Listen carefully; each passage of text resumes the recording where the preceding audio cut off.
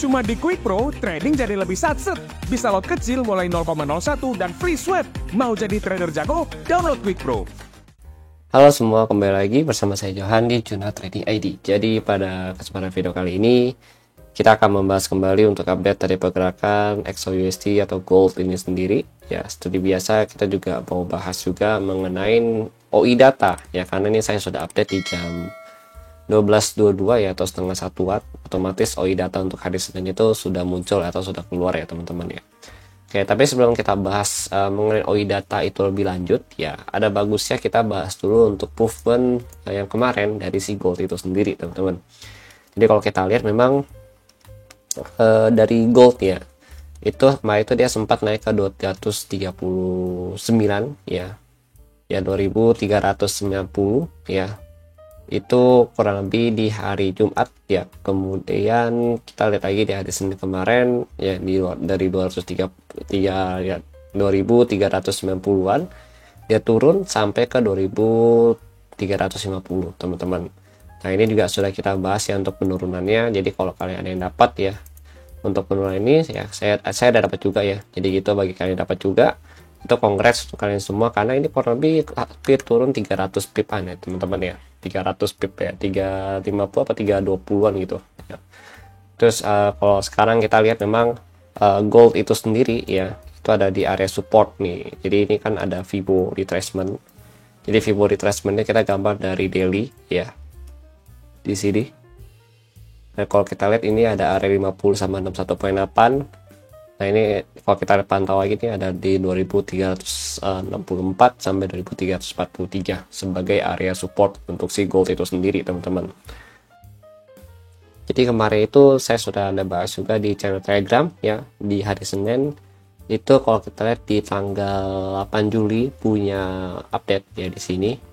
Itu kita lihat kalau gold itu berada di level harga 2382 teman-teman. Dan ini posisinya itu ada sedikit gap down ya di sini, dan itu sudah ditutup oleh si harga itu sendiri teman-teman. Nah, kalau kita pantau lagi memang secara volume di sini, ini saya pakai 1 jam punya ya, itu masih mendominasi pihak seller ya teman-teman. Makanya di sini saya bilang bahwa si seller itu masih mendominasi pergerakan pasar gitu. Nah, ini kita dapat juga ya. Kemudian kita lihat lagi di sini gold itu setelah dia ngalamin penurunan yang cukup besar ya di sini, itu dia turun lagi ya, dia sempat sideways dulu ya selama beberapa jam sampai tapi sejauh dia sideways ya, volume seller masih mendominasi teman-teman di sini. Kalau kita lihat volume sellernya masih mendominasi di sini. Kita pakai yang 4 hours-nya gitu teman-teman ya. Nah, setelah itu dia baru lanjut turun sampai ke 2350-an, itu kurang lebih jam 11 malam gitu teman-teman. Nah, sampai saat ini pun kalau kita lihat memang dia masih nggak jauh dari 2350 atau support levelnya, dan dia juga masih berusaha untuk pullback sebenarnya ya, untuk rebound dari level 2350 ini gitu. Cuma kalau kita lihat memang untuk saat ini agak susah gitu teman-teman, karena posisinya di sini ya, si seller ini tuh masih mendominasi gitu pergerakannya ya, pergerakan seller masih mendominasi, dan di harga 2368 kalau kita lihat di sini ya, 66 ya. Ini kalau kita lihat di 1 jam ya, ini ada area resisten yang ditembus, area support yang ditembus oleh harga ini nih. Dan saat ini berubah jadi area resisten dari si gold itu sendiri teman-teman. Nah, ini apakah dia sudah breakout atau belum?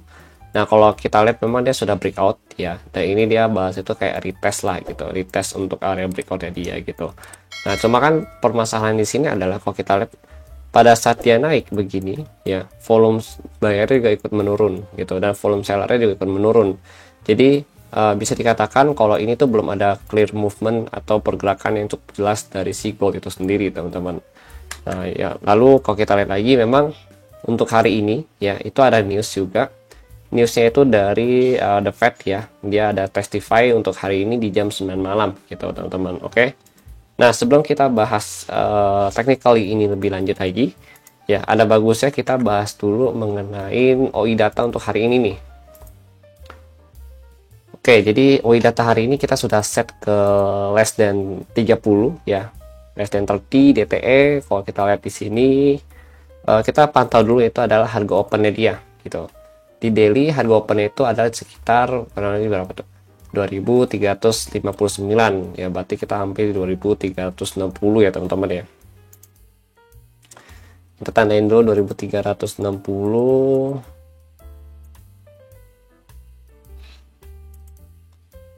Oke, 2360. Nah, kemudian kita lihat lagi nih.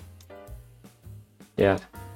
Kita lihat lagi, berarti di atas 2360 ya, gold itu tuh akan cenderung bermain di 2400 ya, lalu 2385 ya, kemudian di 2375 gitu. Karena ini bagian-bagian ini kalau kita lihat memang bagian call ya.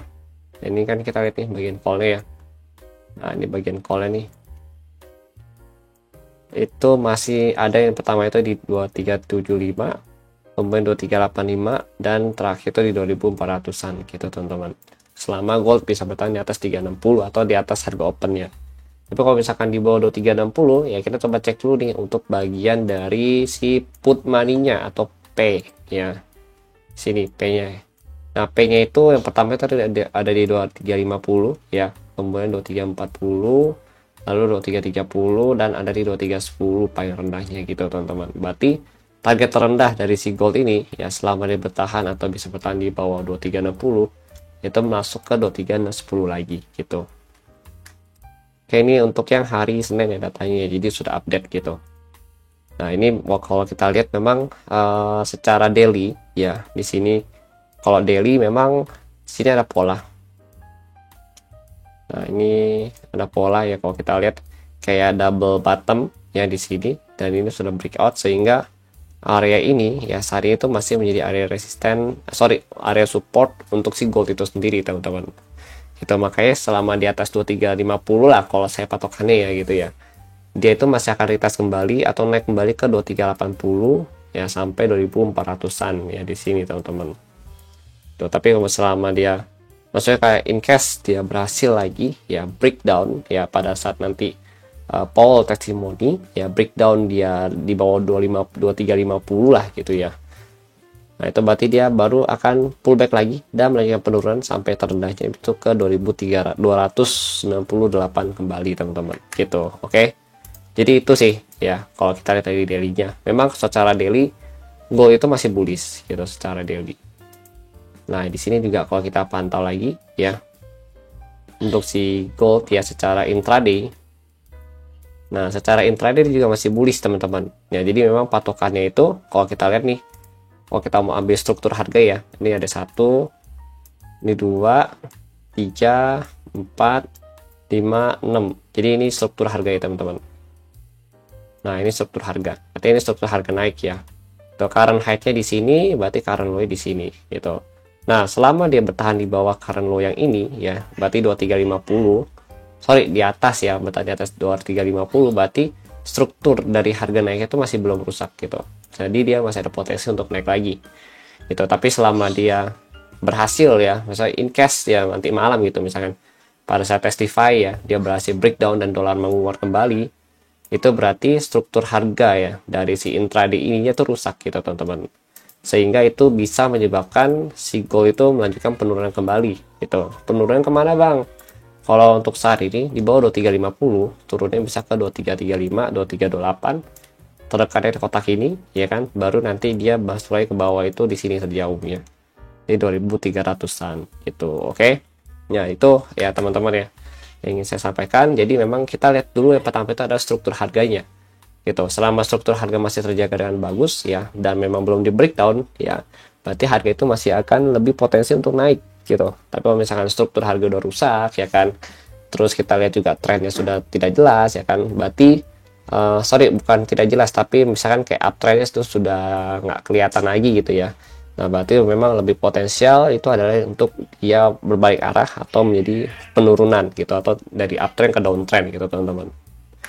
Oke, jadi itu yang ingin saya sampaikan ya. Kalau kita lihat juga itu kalau dari gold ya. Nah, ini kalau dari dolar itu sendiri atau DXY di sini, DXY itu masih akumulasi nih gitu.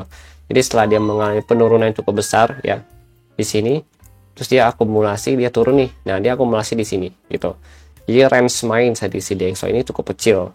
Dan dimana ini area supportnya itu kalau kita lihat di kurang lebih 104.8 dan resistannya itu ada di 104.9 atau kita genapin ke 105 gitu teman-teman.